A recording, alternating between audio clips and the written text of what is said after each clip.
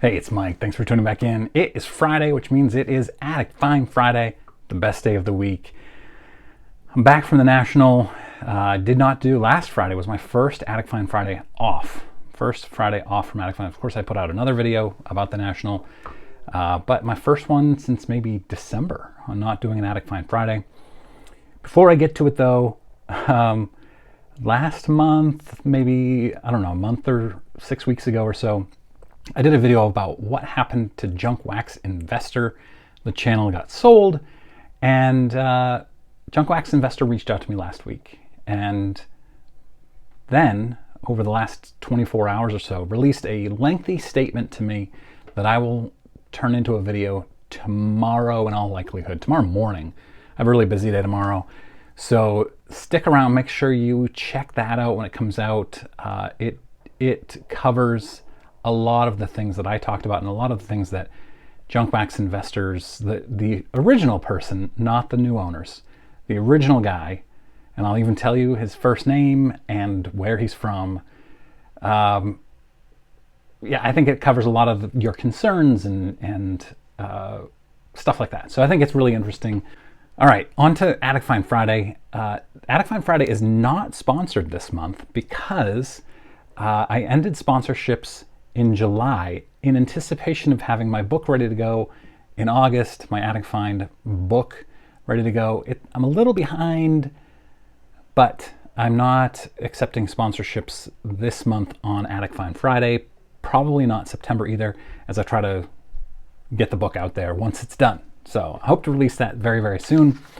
Let's get started. Orlando of A Collector's Dream sent me this article a couple of weeks ago, 2-3 weeks ago, and it's a very current Addict Find, and a card that I saw at the National. I took a picture of it. I'll share it here as well. This article comes to us from the Charlotte Observer. A Charlotte area family brought forward a card that had been in their family for over 110 years, and they brought it to REA auctions. So the original collector was their great-grandfather, born in the year 1900, and he was a big collector of tobacco cards in the early 1900s, around 1910, loved sports, loved collecting, and he would pick up tobacco cards that were discarded in the streets. He would seek out smokers and ask them if he could have the cards in the pack. And actually, here's my Piedmont pack. This is what those looked like. And then inside is my T206. And this is what these looked like back then. So he would find people who were smoking and ask them for their cards if they still had them. And he would also ask like newspaper delivery people if they had cards and other people like that. And he amassed more than 1,000 tobacco cards spanning T205, T206s, and various other tobacco sets from that era. And when he passed away, his two daughters saved the collection. They knew it had been special to him, and they passed them down among the family. They were never displayed, but they put them in a early 1900s vintage album and just passed them down as family heirlooms. They were special to the family. They didn't realize they had any value, though, until very recently when the great-grandson of the original collector, who is middle-aged, we don't know the name or the age, actually. All REA would say is that he's not 18 and he's not 90. Fair to say he's probably middle-aged. And the family is staying anonymous as well. And so he pulled out the collection, was looking through it and started researching and got the card appraised and realized that they actually had something of tremendous value. The card is a T206 Piedmont back Slow Joe Doyle. If you've never heard of Joe Doyle, that is no surprise if you're a baseball fan and are not a T206 collector. I'm actually going to move over here a little bit so I can put pictures up here.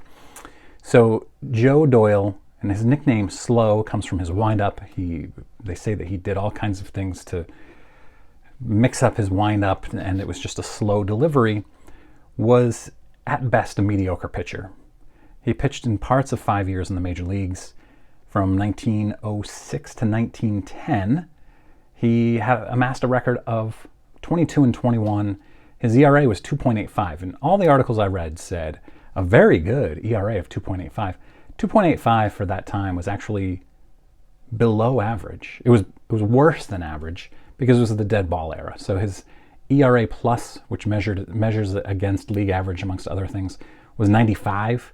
100 is average, and anything above, and I'm simplifying this, anything above is good. So you want to be above 100. He was below 100, below average, which is not good. So these articles just aren't aware of the dead ball era, which really focused on defense and pitching, and the hitting wasn't there at the time. I saw the card at the National. I'll put it up here, the very image I took at the National at the REA booth. So what makes this card so special? This card is insanely rare. It's the most rare of all the T206s. So you've probably heard of the Sherry Maggie. I always pronounce this wrong. Maggie. It's not Maggie. You can tell me in comments. I get it wrong every time, no matter how many times I hear it. I'm going to get it wrong. It's more rare than that. It's more rare than the Hannes Wagner T206 card. That's one of the most iconic, famous baseball cards in history. One other note about Joe Doyle is that he's probably most notable for being the battery mate of catcher Branch Rickey. And I don't think I need to go into Branch Rickey's history, how he changed the course of baseball. But so Joe Doyle was pitching for the New York Highlanders, of course became the Yankees. When the T206 card came out, he was pictured in his wind-up pose with his hands over his head. But he was listed as New York National, meaning New York in the National League, because they mixed him up with Larry Doyle, second baseman for the New York Giants, who were in the National League, of course. So this error was caught very quickly. Only a very small number were released into the public, and then the card went out as normal after they changed the printing plate. What's the population? PSA population is 9. Highest grade is 6. SGC population is 8. Highest grade of 5.5. Now, every article I read says that only about 10 of them are known to exist. 9 plus 8 equals 17. So either it's more than 10 that exist, or the populations are mixed, meaning that somebody graded 1 with PSA and then crossed it to SGC, or vice versa. There might be some with Beckett too, I'm not really sure. I never checked Beckett's population. The families, as you saw here, came back at SGC 3.5. Pretty cool. The current bid is at $525,000 with 9 days remaining. How much will it go for? The estimate is $1 million.